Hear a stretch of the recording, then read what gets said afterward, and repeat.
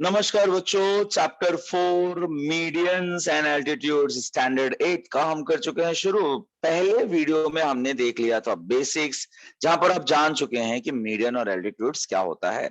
इसमें एक ही एक्सरसाइज है 4.1, वो हम इस वीडियो में करने जा रहे हैं कंप्लीट।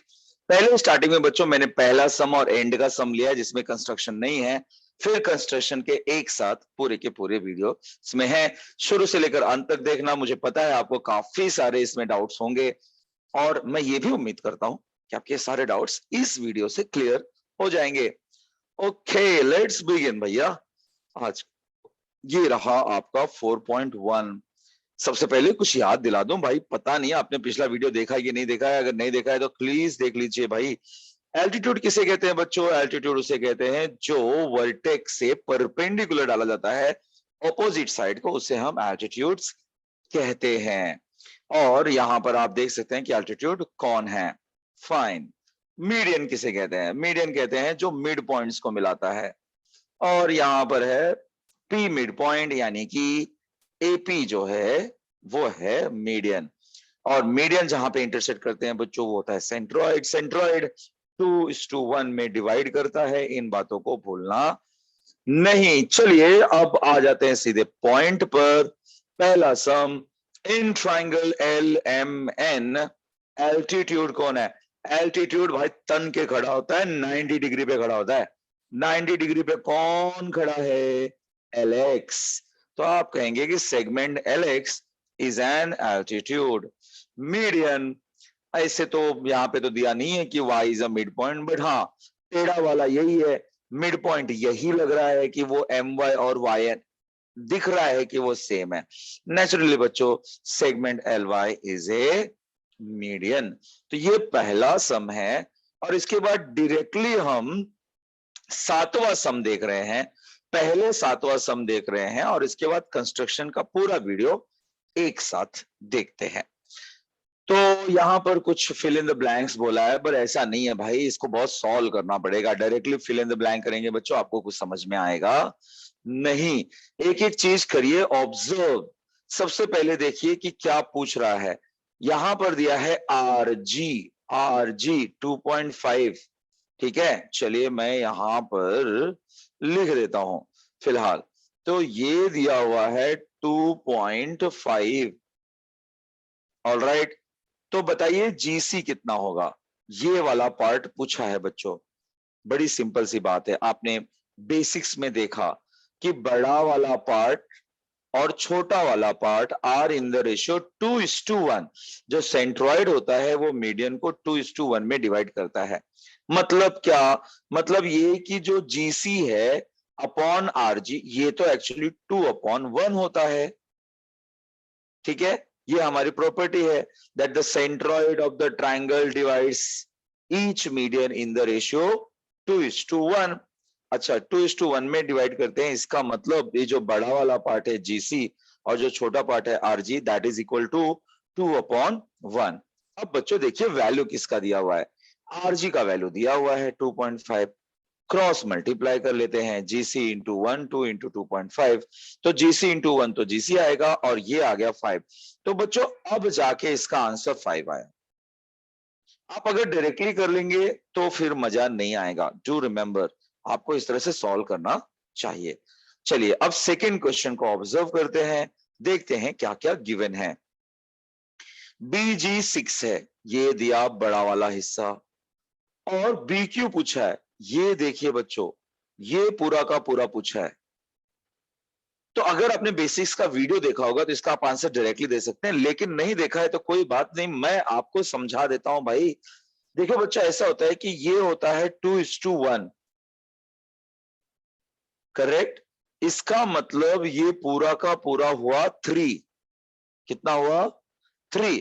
तो अगर बच्चों मैं लिखूं कि बीजी यानी कि ये वाला हिस्सा और अपॉन BQ, तो मैं क्या लिख सकता हूं? मैं लिख सकता हूं बीजी का मतलब 2 और BQ का मतलब 3 लिख सकता हूं। या इसका उल्टा अगर लिखूं तो मैं BQ अगर पहले लिखता हूं, BG बाद में लिखता हूं, तो मैं लिख सकता हूं BQ मतलब 3 और BG मतलब 2। ये अगर बात आपको समझ में आ जाए, रेशियो वाला खेल आपको समझ में आ जाए, तो ये बड़ा इजी है। नहीं तो आप फिर x to x आपके नोट्स डाइजेस्ट बहुत लेंदी हो जाएगा। ये आपको आगे आगे इससे ही काम आएगा। देखिए मैंने क्या ले लिया, ये वाला ले लिया, BQ बड़ा वाला हिस्सा अपॉन छोटा वाला हिस्सा इज इक्वल टू क्या लिखूंगा मैं, 3/2 लिखूंगा मैं। बड़ा वाला छोटा वाला, बड़ा वाला अपॉन ये 3:2, बड़ा वाला अपॉन GQ अगर लिखता तो मैं 3:1 लिखता। खैर हमें पता क्या है, हमें BG पता है, तो BG की जगह पे लिखते हैं 6, करते हैं क्रॉस मल्टीप्लाई, तो 2 ले आओ डिवाइड कर दो, 6 3 18 डिवाइड बाई 2, और देखो बच्चों डायरेक्टली हमें मालूम पड़ गया कि वो 9 है। ये रिलेट करके समझिएगा। ग्रेट। AP is 6। पहले पिक्चर में सब कुछ समझ लेते हैं। AP 6 है बच्चों, बड़ा वाला हिस्सा दिया हुआ है कि 6 है। AG पूछ रहा है, ये वाला हिस्सा पूछ रहा है भाई, और उसके बाद GP भी पूछ रहा है, ये वाला हिस्सा भी पूछ रहा है। बच्चों आराम से हो जाएगा। पहले ये बड़ा वाला हिस्सा क्या है, AP। तो अगर मैं AP अपॉन AG लिखता हूं, AP अपॉन AG लिखता हूं, तो मुझे क्या लिखना चाहिए, देखो ये 2:1 होता है ना बच्चों, तो ये पूरा 3 हुआ, तो AP अपॉन AG क्या होगा, 3/2। लेकिन अगर मैं AP अपॉन ये वाला छोटा हिस्सा लिखता हूं GP, तो वो आ जाएगा 3/1। अगर आपको ये इस्तेमाल करना आ जाए तो फिर बात बन जाए। देखिए ना, जैसे कि मैं ले रहा हूं AP अपॉन AG, तो मैं ले रहा हूं 3/2। अब AP हमें मालूम है कि 6 है, क्रॉस मल्टीप्लाई 12/3, ये आ गया आंसर डायरेक्टली, फटाफट। नेक्स्ट मुझे GP निकालना है, तो मैं अब अपना चाहे तो ये वाला इस्तेमाल कर लूं और चाहे तो नॉर्मल इस्तेमाल कर लो भाई। अब मुझे तो AG के बारे में पता है, तो AG अपॉन GP तो 2:1 होता है, तो AG अपॉन GP लेता हूं तो मैं 2:1 लिखूंगा। और अगर मैं AP अपॉन GP लूंगा तो मैं 3/1 लिखूंगा। अब मैं आपको ना ये करके बताऊंगा कि दोनों से आंसर कैसे सेम आता है। खैर AG अपॉन GP, AG आ गया 4, ये आ गया 2/1। चलिए मैं अपना वीडियो मिनिमाइज कर लेता हूं। ये क्रॉस मल्टीप्लाई किया और ये आ गया 4/2, यानी कि 2 आ गया बच्चों। क्या होता अगर मैं इससे सॉल्व करता, तो देखो कुछ नहीं होता, उससे भी सॉल्व हो जाता। देखिए अगर मैं इस वाले से सॉल्व करता तो AP का मतलब 6 है और GP नहीं पता, और ये है 3/1। क्रॉस मल्टीप्लाई करेंगे बच्चों तो आ जाएगा 6 इंटू 3 इंटू GP। तो GP कैसे निकलता, GP निकालने के लिए आप 6 को 3 से डिवाइड करते, तो 3 2 जा 6। देखिए फिर भी GP इज इक्वल टू 2 आता। यानी कि बच्चों मैं इतना ही बताना चाहता हूं कि it is the same thing. अब बस आप रेशियो का खेल समझ लेना। तो एक बार एक क्विक रिवीजन। पहले सम में हमें RG मालूम था, GC पूछा था, तो हमने सिर्फ 2/1 वाले से हेल्प हो गया, वी डिड।